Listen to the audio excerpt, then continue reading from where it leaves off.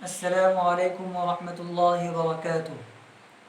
آج ہم حضرت ابوبکر صدیق رضی اللہ تعالیٰ عنہ کی خلافت کے متعلق بات کریں گے۔ ثقیفہ بنو ساعدہ میں حضرت ابوبکر صدیق رضی اللہ تعالیٰ عنہ کے ہاتھ پر 33,000 صحابہ کرام نے بیعت کی۔ اچھا، اگر آپ ثقیفہ بنو ساعدہ کے متعلق جاننا چاہتے ہیں تو ڈسکرپشن میں لنک موجود ہے، وہاں جان سکتے ہیں۔ اسی طرح اگر ہم حضرت ابوبکر صدیق رضی اللہ تعالیٰ عنہ کے متعلق مختصراً جاننا چاہتے ہیں تو اس کی بھی لنک ڈسکرپشن میں موجود ہے، وہاں آپ جان سکتے ہیں۔ حضرت ابوبکر صدیق رضی اللہ تعالیٰ عنہ جب خلیفہ بن گئے اور ابھی جو بنو ثقیفہ ساعدہ میں صحابہ اور مہاجرین اور انصار میں کچھ اختلاف سا ہو گیا تھا، وہ بالکل ختم ہو گیا اور ایسا لگا ہی نہیں کہ ان میں کچھ اختلاف ہو، بھائی کی طرح ہی رہنے لگے۔ ابوبکر صدیق رضی اللہ تعالیٰ وہاں سے آنے کے بعد آپ صلی اللہ علیہ وسلم کی تجہیز و تکفین میں مشغول ہے گئے، اور سب سے پہلا کام جو حضرت ابوبکر صدیق رضی اللہ تعالیٰ نے کیا وہ لشکر اسامہ کو روانہ کیا۔ واقعہ کچھ اس طرح ہے کہ حضرت آپ صلی اللہ علیہ وسلم نے اپنے آخری ایام میں جب آپ صلی اللہ علیہ وسلم اس دار فانی سے کوچ فرمانے والے تھے، اس سے کچھ دن پہلے حضرت اسامہ بن زید رضی اللہ تعالیٰ عنہ کی سرداری میں، ان کی لیڈرشپ میں روم عیسائیوں سے مقابلے کے لیے لشکر روانہ فرمایا تھا۔ جب یہ لشکر روانہ ہوا تو ادھر آپ صلی اللہ علیہ وسلم کی طبیعت خراب ہو گئی، اور اس کے بعد یہ لوگ وہاں ایک مقام میں ٹھہر گئے۔ جب آپ صلی اللہ علیہ وسلم کی وفات کی خبر پہنچی، یہ لوگ واپس آ گئے۔ اس کے بعد حضرت ابوبکر صدیق رضی اللہ تعالیٰ نے اس لشکر کو پھر دوبارہ واپس بھیجنا چاہا تو کچھ صحابہ کرام نے اعتراض کیا کہ ابھی آپ صلی اللہ علیہ وسلم کی وفات کے بعد ایک طوفان کھڑا ہو گیا تھا، ہر طرف ارتداد، اور اسی طرح بہت سارے لوگ زکوٰۃ دینے سے انکار کرنے لگے۔ ایسے وقت میں لشکر کا بھیجنا بہت مشکل صحابہ کرام کو نظر آ رہا تھا، تو حضرت ابوبکر صدیق رضی اللہ تعالیٰ عنہ نے فرمایا، اس وقت تاریخی جملہ فرمایا کہ میں اس لشکر کو بھیجوں گا چاہے مدینہ میں ایک بھی شخص نہ باقی رہ جائے، اور مجھے یہاں درندہ پھاڑ کر کھا جائے، مجھے درندہ اٹھا کر لے جائے، تب بھی میں اس لشکر کو بھیجوں گا جس کو نبی کریم صلی اللہ علیہ وسلم نے بھیجا ہے۔ چنانچہ آپ رضی اللہ تعالیٰ عنہ اس لشکر کو روانہ فرماتے ہیں۔ ایک مقام پہ جا کر حضرت اسامہ بن زید رضی اللہ تعالیٰ عنہ حضرت عمر فاروق رضی اللہ تعالیٰ عنہ سے فرماتے ہیں کہ آپ واپس چلے جائیں حضرت ابوبکر صدیق رضی اللہ تعالیٰ عنہ کے پاس، حضرت ابوبکر صدیق رضی اللہ تعالیٰ عنہ کو آپ کی ضرورت ہے۔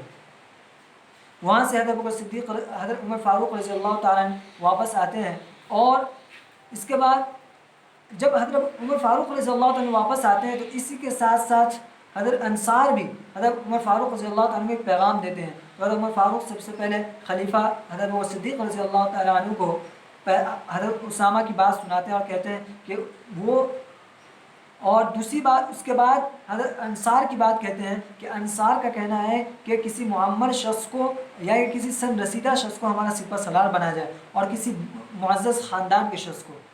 حضرت ابوبکر صدیق رضی اللہ تعالیٰ حضرت عمر فاروق رضی اللہ تعالیٰ کے ساتھ نکلے اور وہاں پہنچے جہاں حضرت اسامہ بن زید رضی اللہ تعالیٰ کا لشکر موجود تھا۔ حضرت اسامہ بن زید رضی اللہ تعالیٰ کے ساتھ حضرت ابوبکر صدیق رضی اللہ عنہ چلنے لگے۔ حضرت اسامہ بن زید رضی اللہ تعالیٰ سوار تھے اور حضرت ابوبکر صدیق رضی اللہ عنہ پیدل چل رہے تھے۔ حضرت اسامہ بن زید رضی اللہ تعالیٰ نے فرمایا کہ امیر المؤمنین آپ اوپر سوار ہو جائیں، میں نیچے پیدل چلتا ہوں۔ حضرت ابوبکر صدیق رضی اللہ تعالیٰ نے فرمایا کہ نہیں، آپ اوپر بیٹھے رہو، چلو۔ حضرت اسامہ بن زید نے فرمایا کہ ایسا ہوتا میں بھی نیچے اتر جاتا ہوں۔ حضرت ابوبکر صدیق نے فرمایا کہ نہیں، ہم ایسے ہی اچھے ہیں، چلو۔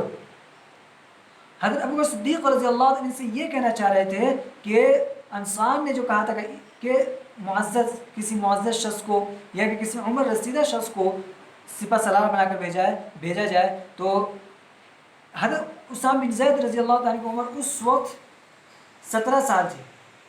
اس کے بعد آپ رضی اللہ تعالیٰ نے اس لشکر کو روانہ فرمایا اور ان لوگوں کو بتا دیا کہ اِنَّ أَكْرَمَكُمْ عِندَ اللَّهِ أَتْقَاكُمْ، کہ تم میں سب سے معزز اور بزرگ شخص وہ ہے جو متقی ہو، پرہیزگار ہو۔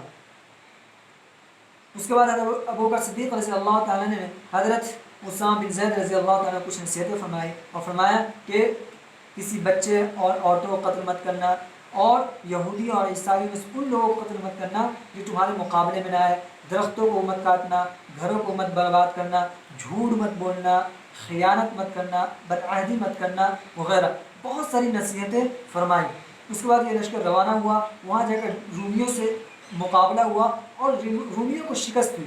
یہ لشکر 40 دن کے بعد غانمن سالمن یعنی صحیح سالم ماں ساز و سامان کے اور ماں مال غنیمت کے واپس آیا. حضرت صدیق رضی اللہ تعالیٰ عنہ نے جب یہ لشکر آیا تو اس وقت مسلمانوں کو جب یہ لشکر روانہ ہوا تھا اس وقت بظاہر ایک نقصان سا نظر آتا ہے. ایک مسلمانوں کو اس لشکر کو بھیجنے سے کچھ تردد ہو رہا تھا، لیکن حضرت صدیق رضی اللہ تعالیٰ نے بھیجا. اور جب یہ لشکر صحیح سالم واپس آیا تو مسلمانوں میں ایک امید، مسلمانوں میں خوشی ہوئی. اور اسی طرح وہ حضرات جو مسلمانوں کو مٹانا چاہتے تھے وہ اب اس بات کو سوچنے لگے کہ مسلمانوں کو مٹانا ممکن بھی ہے کہ نہیں. جو مسلمانوں کو بالکل نہیں ختم کرنا چاہتے تھے اب وہ اس بات کو سوچنے میں مجبور ہو گئے. خیر، حضرت بکر صدیق رضی اللہ تعالیٰ نے اس زمانے میں حضرت عبداللہ بن مسعود، حضرت زبیر، طلحہ رضوان اللہ تعالیٰ اجمعین کو اس دوران مدینہ میں لگا دیا، مدینہ کی مطلب پہرہ داری کے لیے مقرر کر دیا تھا. وہ حضرات مدینہ کی پہرہ داری مقرر تھے. اگر کوئی لشکر حملہ آور ہوتا تو پہلے وہ فوراً خلیفہ وقت کو مطلع کرے. چنانچہ حضرت علی، حضرت طلحہ تمام مقرر تھے. تو ان میں ایسا وقت بھی آیا اور کچھ خود خلیفہ وقت کو باہر جا کر لڑنا پڑا. اس کے بعد حضرت بکر صدیق رضی اللہ تعالیٰ عنہ کو خلیفہ بننے کے بعد تین جماعتوں سے سامنا کرنا پڑا.